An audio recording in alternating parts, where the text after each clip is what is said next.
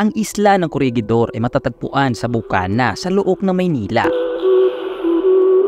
May mahalagang kasaysayan dahil ito ay isang prominenteng lugar noong panahon ng ikalawang digmaang pandaigdig. Ang mga labi ng digmaan tulad ng mga naiwang pagamutan, mga istruktura na nasira ng mga bomba at mga misteryosong tunnel ay lumilikha ng isang hindi malilimutang atmosfera na nagbibigay dala ng malungkot na damdamin.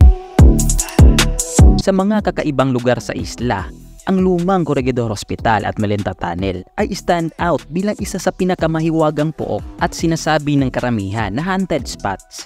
Ang mga lugar na ito ay ginamit bilang mga pasilidad para sa paggamutan noong digmaan at naging biktima ng pag-atake ng mga Hapones.